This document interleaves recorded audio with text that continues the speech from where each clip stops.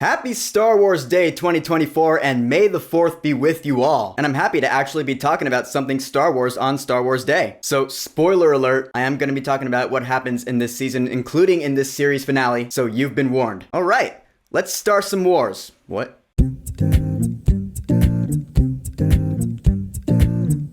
Star Wars The Bad Batch, Season 3. This is the third and final season of the Clone Wars sequel spin-off series on Disney+. I guess its lifespan just was not as long as its predecessors. Still a pretty solid trilogy of seasons, I'd say though. So this final season picks up where Season 2 left off. Omega has been captured by the Empire. She's imprisoned on Tantiss Base, where Crosshair also is. Tech is officially dead. So what remains of Clone Force 99, that is Hunter, Wrecker, and Echo, or really it's just Hunter and Wrecker, we gotta start this season off with a rescue mission. And the story does escalate from there. I was really pleasantly surprised by this season, because my biggest complaint about Season 2 is that too much of it felt like episodic filler. It's like someone over at Lucasfilm watched my video on Season 2 and was like, alright, we're gonna fix that here in this final season. Because I dare say, I don't think there were any filler episodes at all here. When I think back on this season, I realize, yeah, each episode is important to the story. They all lead into the next. And it's funny, it's complete coincidence that I watched each season differently. The first season I watched week by week as each episode aired. The second season I did the same until a little over halfway through, then I waited till it wrapped and I just binged the rest. Season 3, I didn't watch it all until it wrapped, and then I just binged the entire season over the past couple of days. For me, this season was better that way, so I have no regrets. So in the beginning of this season, Omega and Crosshair team up to escape Tantiss Base, and the thing is with Omega, she brings along this little pet that she rescued named Batcher, and then she's like, we're gonna come back and free everyone else. I was like, alright, you know what? It was really at the point where they're trying to escape and Crosshair's like, alright, we gotta kill people. Omega's like, no, we're gonna do this without killing people. Right there, I was like, okay, Omega, you need to learn to stop being so naive. Because honestly, at that point, her naivete was starting to annoy me. I mean, I like her compassion for others, that's great, but you gotta face it, in this day and age, in the Star Wars universe, you're gonna have to learn to toughen up. Luckily, in that same episode, she does. Because she is like, alright, Crosshair, we'll do your way, and he's like, finally. And yeah, Crosshair, pretty early on in the season, he does rejoin the Bad Batch. This is it. This is where he comes back. I mean, of course, this has to be it, because this is the final season after all. And I like the fact that, at first, of course, there's gonna be antitrust with everyone. Hunter's not gonna trust him, Wrecker's not gonna trust him. Omega, of course, trusts everyone right off the bat, because, like I said, she's naive. She's kind of like Charlie Morningstar in that way. But yeah, Crosshair is back, and it's a slow redemption arc for him. But one I felt did pay off, because it was pretty cool to see him working with his brothers again, and sister. But just because we have Omega and Crosshair back, that doesn't mean our mission is done yet, because, like Omega said, she wants to rescue everyone else now. We're learning what the Empire is doing over at Tantiss Base. Aside from running a prison, we learned that Royce Hemlock is heading Project Necromancer. And seeing this, I was like,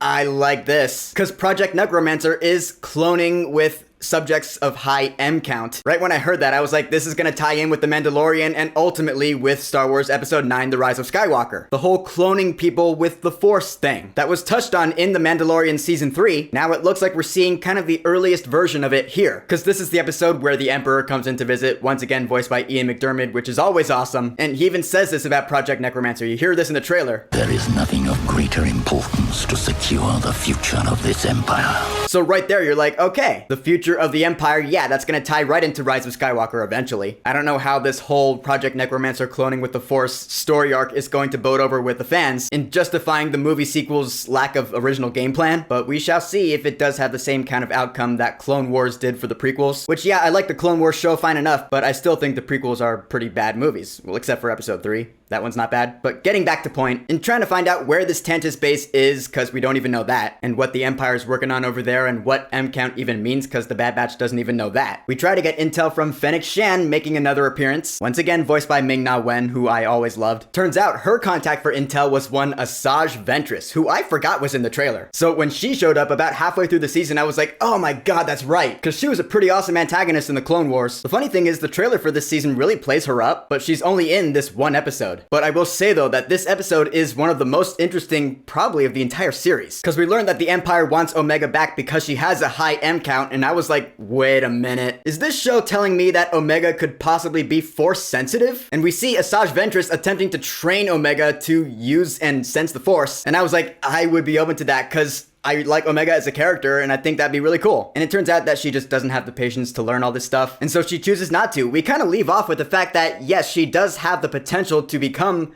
force sensitive and use the force. She has it in her, I guess, but she just chooses not to go down that path. I found that really interesting, and I really liked it. I liked that for Omega. That was really cool. But eventually, the Empire does figure out where Omega is. She and all of them, they're hanging out on Pabu. So the Empire comes down and pretty much starts wrecking everything, and Omega gives herself over to save everybody, because that's the kind of person she is. And so, once again, we have to rescue Omega from Tantus base. This is now leading up to the series finale. I'll tell you another thing I really liked in this season, Emery's redemption arc. We all knew that she was gonna have a redemption arc, even at the end of season 2, when she revealed that she's another clone like Omega. Even then, we were like, she's gonna join us eventually then. And sure enough, in this season, there's that one episode that focuses on Emery. She's now like, what, the chief science officer on Project Necromancer? And she learns that there are these kids with high M counts that the Empire is abducting and using as their test subjects. And so yeah, watching Emery in this entire episode, you know that she's gonna turn, because who would be happy to be in her position where she has to experiment on kids? Yeah, screw that noise. And so when the Bad Batch shows up and she has that scene with Echo, where she's like, we're gonna rescue everyone, but I'm gonna need some help, I was like, all right. I mean, this redemption arc with Emery, it's nothing special, it's nothing we haven't seen in other things before, but I always love a good redemption arc. It's like one of my favorite kinds of emotional character arcs, honestly, because it's always a great feeling when it happens, you know? So I love the fact that Emery turns and that she lives through this whole ordeal. Good for her. So in this series finale, which is about 50 minutes long, pretty much a two-parter episode, a lot of things go down, everyone's escaping, and it's funny, Crosshair, I guess he gets a hand cut off by that one CX2 clone assassin, because like we see him pinned on the ground, his hand is there, and then we see the assassin rev up his blade, whatever that is, and he cuts down, but then the scene cuts, like as he's cutting down is one of those kind of cuts, and so I assume Crosshair just got his hand cut off, but it's never really touched on again. We don't see like Crosshair without a hand, or at least if we do, I missed it, but yeah, I'm not sure what happened there, but I guess chalk that up to one more character in Star Wars who lost a hand. And so everybody escapes and Hemlock dies. It's a great scene, by the way, because they're on that bridge, it's raining out, which is always a great setting for a climax. It's Hunter and Crosshair, and Hemlock has Omega cuffed to him, and Omega raises her arm so Crosshair can shoot the binders off, and then they just shoot up Hemlock and he falls off the bridge. I was like, bye-bye, he's dead. That was great. And then Tarkin comes down to visit, and I'm sure he's like,